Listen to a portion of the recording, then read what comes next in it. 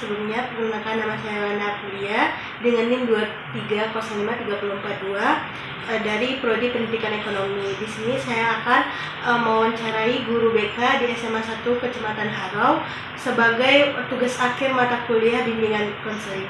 Assalamualaikum warahmatullahi wabarakatuh. Kenalin, nama saya Wanda Aprilia, izin mewawancarai Ibu tentang BK. Sebelumnya, pertanyaan pertama, berapa jumlah BK di sekolah ini? Guru BK? Ya. Guru BK jumlahnya 5. Ibu Anissa Madena, Bu Anita Sofina, Ibu Reski Puspitasari, Ibu Keke, sama Ibu Miza Andriani Tenggani.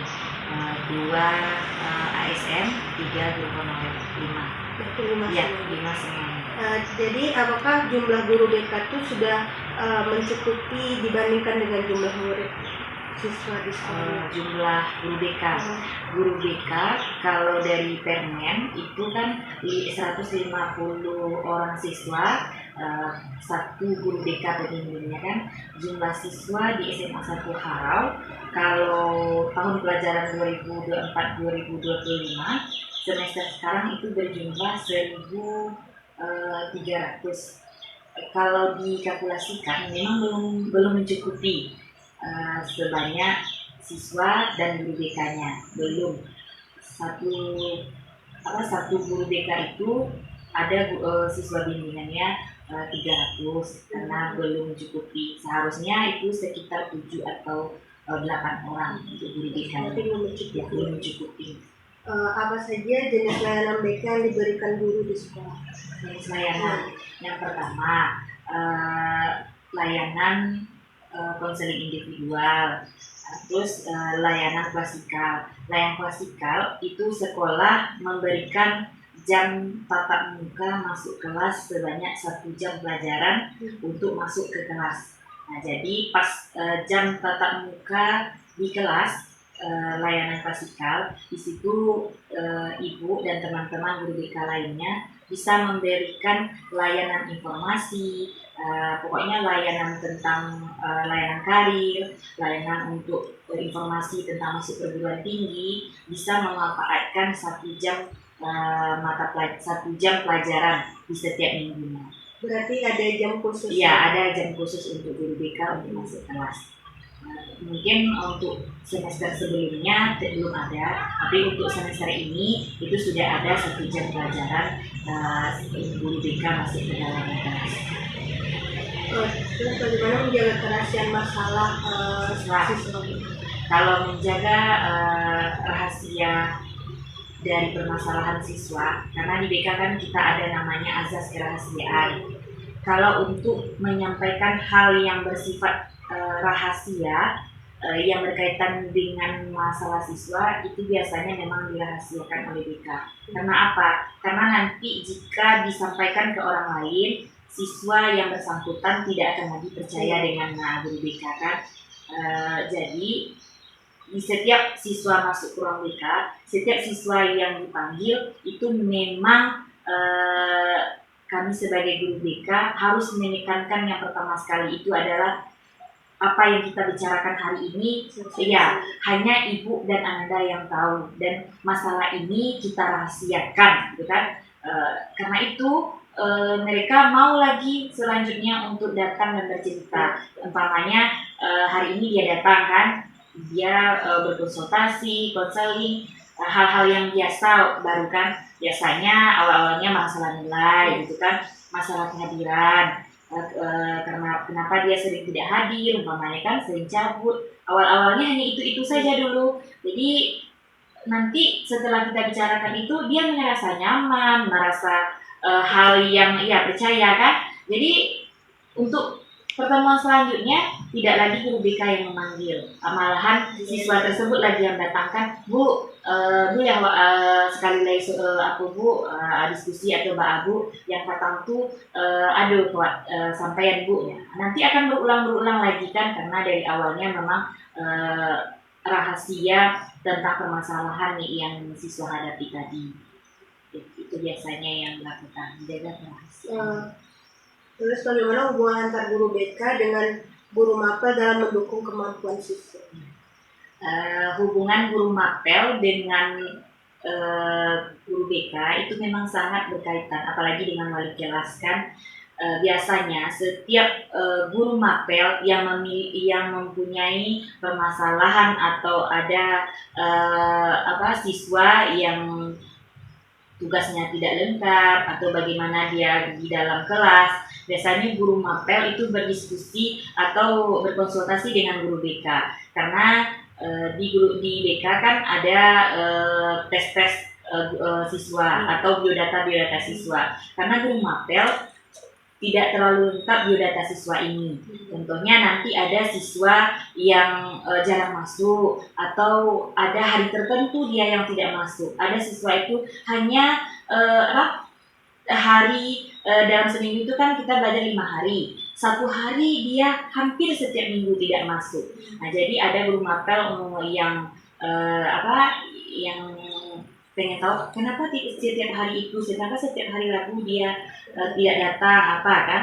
Nah, nanti berkonsultasilah guru mapel dengan guru BK, nanti kita lihat biodatanya, bagaimana perkembangannya dari kelas 1 sampai kelas 10. Karena kan kita setiap tingkat itu kan beda-beda gurunya. Kelas 1 umpamanya kita belajar IPA dengan guru ini, nanti kelas 2 kan lagi. Nah, nanti kita lihat lagi kelas 1 dulu apa perkembangan anak ini. Terkadang ada yang hari itu memang dia ada kegiatan di luar di rumah, ada yang harus bekerja kan, dan ada juga siswa ini memang ada berbentuk hari itu umpamanya hari Rabu, karena dulu waktu kecil dia hari Rabu itu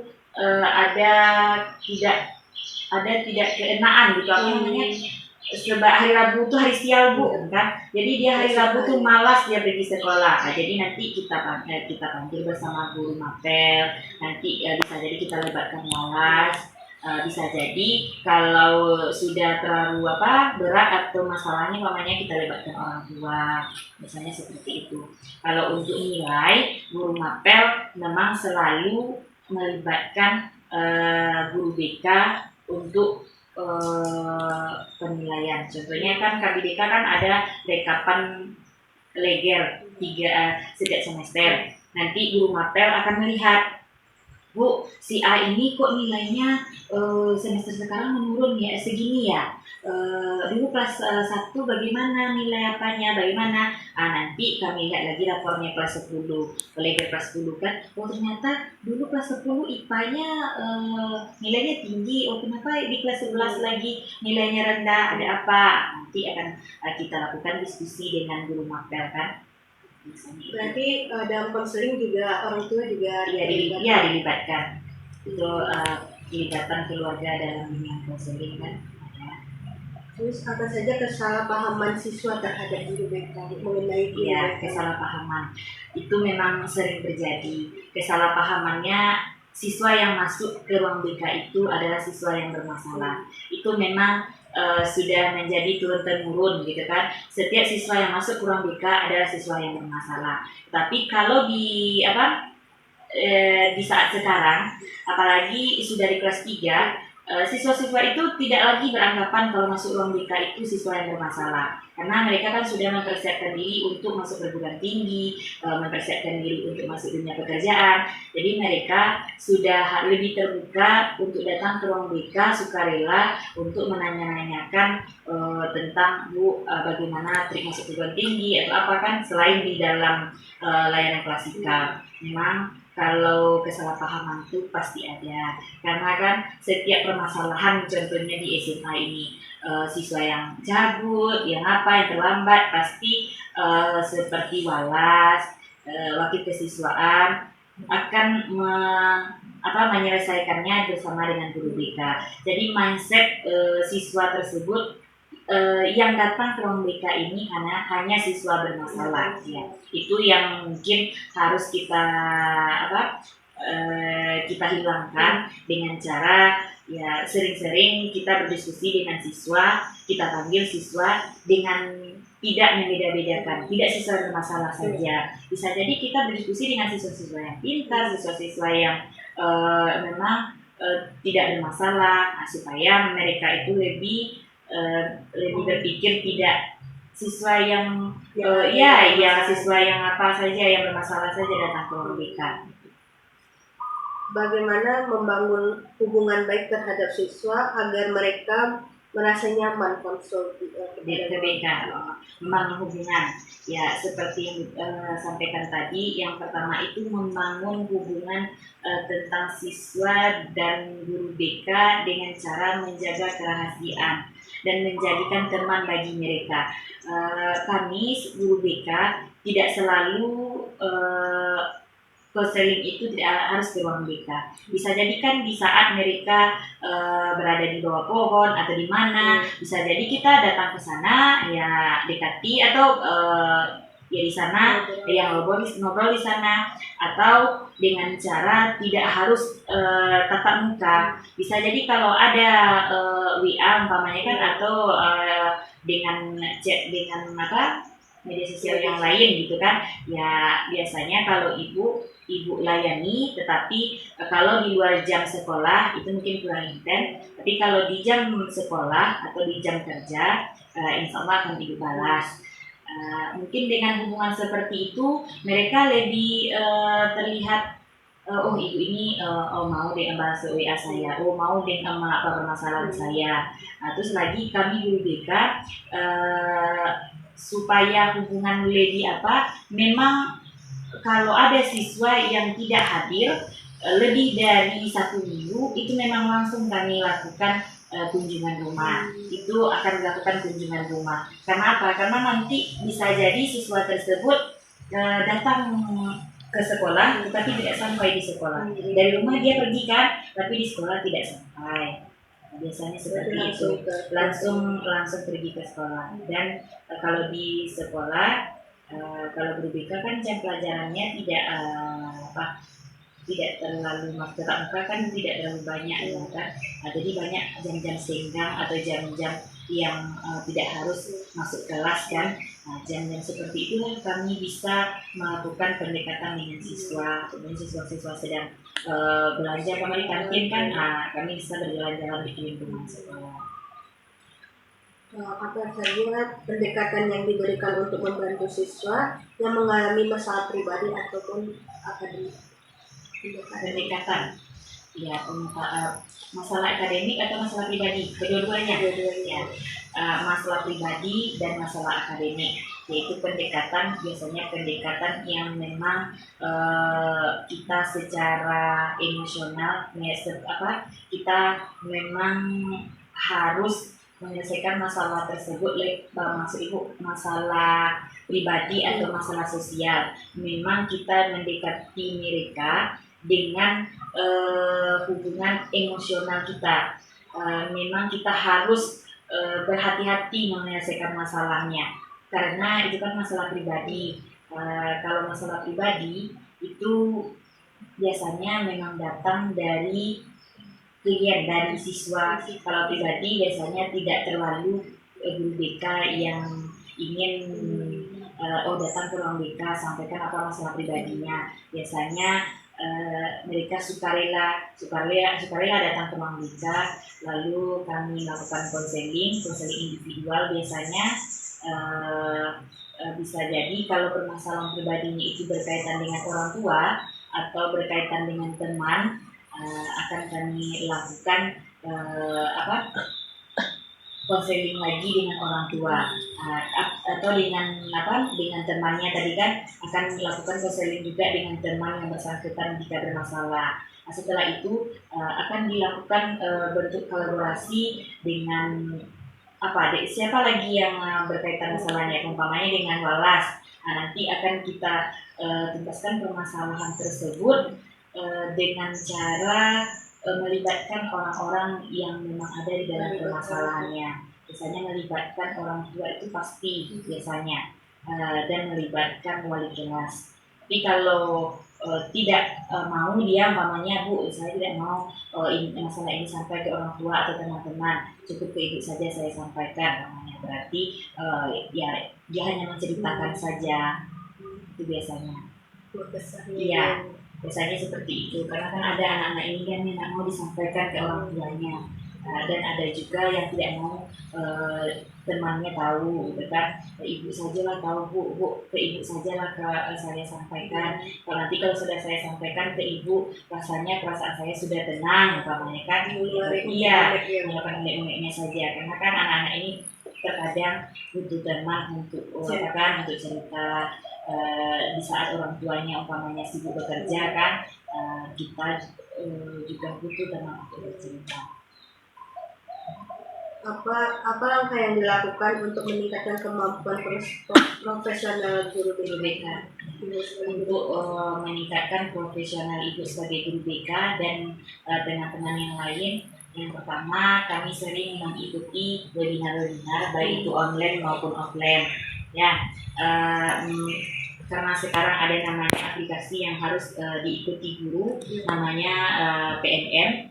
PNM biasanya kami di sana bisa mengikuti webinar secara mandiri dan pelatihan mandiri. Dan juga guru BK juga boleh mengikuti yang namanya guru penggerak. Saat ini ibu dan ibu Kiki itu mengikuti tes guru penggerak, dan ibu juga ikut guru penggerak angkatan 11 kemarin, masih dalam proses. Dan juga kami mengikuti MDBK, itu kan musyawarah guru bimbingan konseling yang dilakukan ada tingkat kabupaten dan tingkat provinsi. Biasanya kalau tingkat kabupaten MDBK itu satu kali dalam 15 hari. Di sana akan berkumpul guru-guru BK yang ada di Kabupaten 50 kota biasanya. Berapa SMA yang ada di 50 kota kan? Nanti ada namanya MDBK SMK. Nanti ada sekali berapa bulan SMK dan SMA itu akan bergabung, namanya kan. Biasanya yang rutin kami lakukan itu MDBK tingkat SMA se-Kabupaten 50 kota. Di sana nanti kita akan mengundang pemateri. Biasanya ada pemateri dari universitas kan, mereka melakukan pengabdian masyarakat. Di sana kami akan mendapatkan hal-hal yang baru kan, karena ilmu BK itu kan setiap tahun berkembang. Pas ibu ini namanya kan pendekatan ini, sekarang ada nama pendekatan video konseling, tentang perpustakaan namanya kan. Jadi dengan adanya MDBK itu biasanya kami mendapatkan ilmu-ilmu baru ya, selain melakukan secara online, offline juga sekali 15 hari. Di sana nanti kami guru BK yang ada di 50 kota akan sharing. Nanti ada yang keluar dari pelatihan namanya kan, atau ada yang dipanggil ikut pelatihan perwakilan namanya. Ada SMA Gugua, nanti pematerinya SMA Gugua. Nanti ada juga umpamanya tentang sekolah rujukan atau sekolah penggerak dari SMA mana. Nanti guru tersebut yang datang untuk memberikan materi ya, karena kita kan tidak dapat, teman yang lain dapat. Di sana berdiskusi. Dan di MDBK juga kami melakukan pendiskusian nilai untuk masuk perguruan tinggi ya. Memang di MDBK itulah tempat kami wadah untuk menambah ilmu sebagai guru. Iya, iya. Memang itu manfaat MDBK itu memang banyak sekali, karena di sana bisa kami berdiskusi tentang nilai gitu kan. Contohnya masuk perguruan tinggi. Kan masuk perguruan tinggi itu setiap sekolah-sekolah kan ada dia yang pengen anaknya masuk kedokteran di namanya kan, kedokteran di sana. Nanti supaya di Kabupaten 50 kota itu tidak menumpuk, jadi biasanya kami berdiskusi berapa yang masuk kedokteran di Universitas A tadi, ya kan, satu namanya. Suci berapa, SMA Harau berapa. Kalau tertuju kami ke sana satu namanya kan, rasanya tidak mungkin di Kabupaten 50 kota itu akan menerima kedokteran di universitas yang sama gitu kan. Nanti kami akan berpencar. Contohnya yang juga tadi Bika karena nanti SMA Harau ada 3 umpamanya yang masuk di A1 cuma 1, yang 2-nya nanti kita alihkan ke universitas yang lain gitu kan. Kan tidak mungkin biasanya satu kabupaten itu terima kedokteran di satu universitas, nah gitu. Itulah kegunaan biasanya di NGBK dari menambah ilmu tentang yang lain pengetahuan yang baru. Contohnya kan dulu BK itu pakai RPL. Kalau sekarang kan sudah modul kan, walaupun bentuknya hampir sama gitu kan. Di sanalah kita bisa menambah ilmu. Kalau kami di BK tidak pernah memberikan sanksi kepada siswa, ya tidak pernah memberikan sanksi karena fungsinya BK itu hanya melakukan memberikan layanan kepada siswa, baik itu layanan konseling individual, kelompok, pribadi atau masalah pribadi siswa. Tidak ada guru BK ini yang memberikan berbentuk sanksi ataupun hal yang lainnya ya. Biasanya kalau sanksi itu sudah diberikan kalau sudah melalui proses dengan BK. Namanya nanti ada anak yang jarang datang atau apa, nanti diproses di BK. Itu setelah diproses di BK, konseling di BK sekian kali umpamanya, itu kalau tidak bisa di BK baru dinaikkan 1 tingkat ke wakil kesiswaan. Nah, kalau di wakil kesiswaan itu bukan lagi urusan BK gitu kan, karena itu sudah melakukan proses yang panjang. Biasanya kan dari guru mapel. Nanti kalau permasalahan guru mapel tidak selesai namanya, nanti dilibatkanlah wali kelas. Nanti wali kelas dan guru mapel melakukan diskusi atau apalah. Kalau siswa tersebut tidak juga melakukan perubahan, nanti baru dengan BK, walas dengan BK nanti lagi. Setelah dilakukan konsultasi, dilakukan konseling umpamanya 1 atau 2 kali, tidak juga terjadi perubahan, nanti dipanggil orang tua lagi, dilibatkan orang tua. Nah, nanti orang tua, BK dan walas, berkolaborasi bertiga membahas permasalahan siswa. Sudah dilakukan umpamanya 2 atau 3 kali, atau memang tidak juga terjadi perubahan, ya kita bina lagi umpamanya, dibina lagi dengan walas, dibina lagi dengan orang tua bersama-sama. Jika tidak terjadi perubahan, baru biasanya melibatkan wakil kesiswaan. Itu kalau di wakil kesiswaan itu nanti ya biasanya tidak juga ada yang namanya sanksi, karena biasanya di sekolah tidak ada sanksi yang akan kita berikan kepada siswa. Jadi BK cuma menyelesaikan. Iya, sudah. Kalau di BK hanya melakukan layanan untuk membantu siswa saja, yang namanya biasanya tidak ada yang sanksi-sanksi berbentuk perjanjian. Biasanya itu wali kelas. Kalau BK tidak ada yang berbentuk sanksi. Berarti kalau misalnya ada siswa yang ingin konsul, berarti sekitar sini di sini ruangannya ada ruangan? Ada. Kalau di sini kan biasanya ini dapat orang tua. Kalau biasanya konseling individu itu kita di dalam, itu face to face saja di dalam, dan di sebelahnya itu kan ada ruangan kelompok. Nah, itu yang untuk bimbingan kelompok biasanya ada 10 atau 15 orang. Kalau konseling individu itu tersendiri ruangan konseling individu. Kalau di sini kan rasanya kalau nanti lewat-lewat teman-temannya kelihatan, didengar gitu kan.